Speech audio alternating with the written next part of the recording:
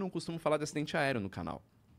E até vou expor por que eu não falo de acidente aéreo. Inclusive, antes de você falar isso, só deixa claro, a gente marcou o Fernando e o Lito muito antes de acontecer o acidente que aconteceu aí, trágico. Exato, a gente não veio pra falar disso. Só pra deixar claro, a gente não marcou por que aconteceu o acidente, a gente tinha marcado antes, infelizmente, o acidente aconteceu na mesma época. Exatamente.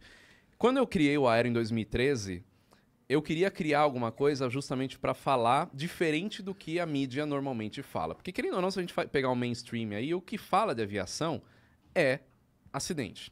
Você não vai ver falar no jornal, qualquer ele que seja, sobre o novo lançamento da Embraer, sobre a Esquadrilha da Fumaça. As coisas legais da aviação. Não fala sobre isso, né?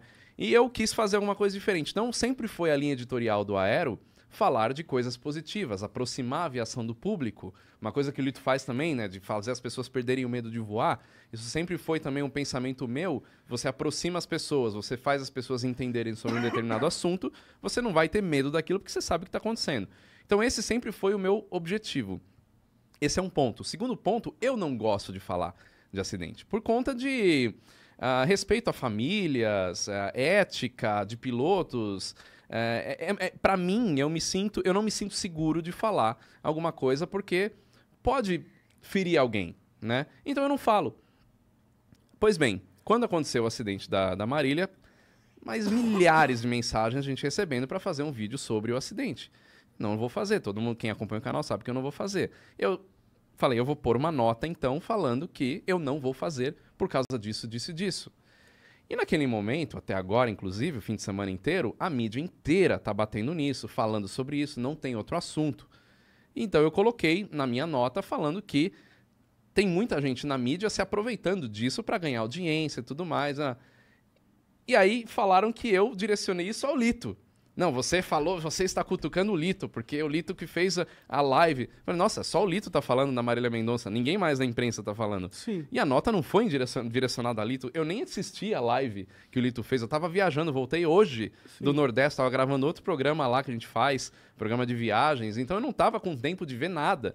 E eu acho que tem uma coisa que as pessoas têm que entender, que por mais trágica que tenha sido a morte da Marília e, pô...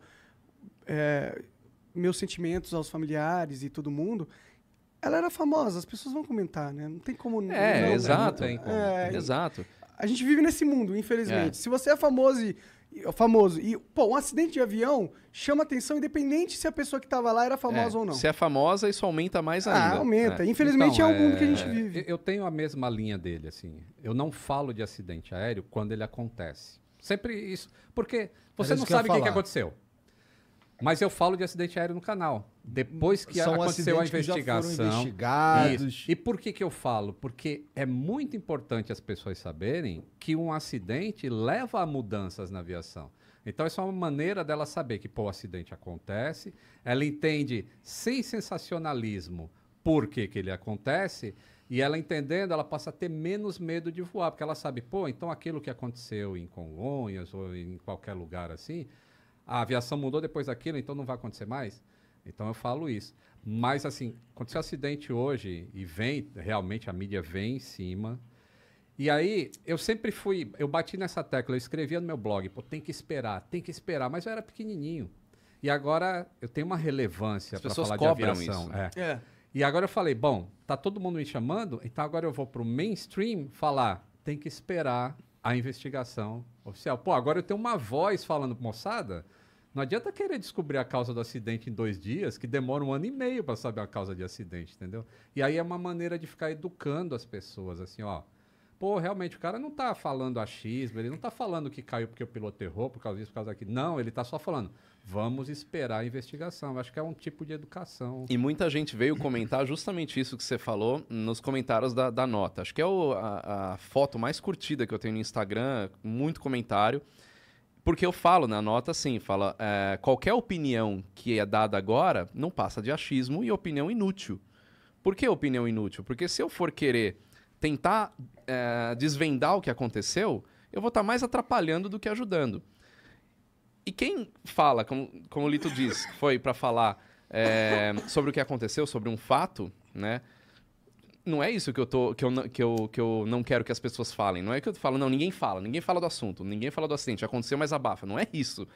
O que eu não acho legal é ficar criando opiniões em cima. Teorias. Capitalizando no imaginário da tragédia. Você falar, o avião tá ali, é o avião modelo X, é o avião que tá naquele lugar, isso é um fato, né? Capitalizando no imaginário da tragédia. Agora, tá você aqui, constatar... Inteligência líquida.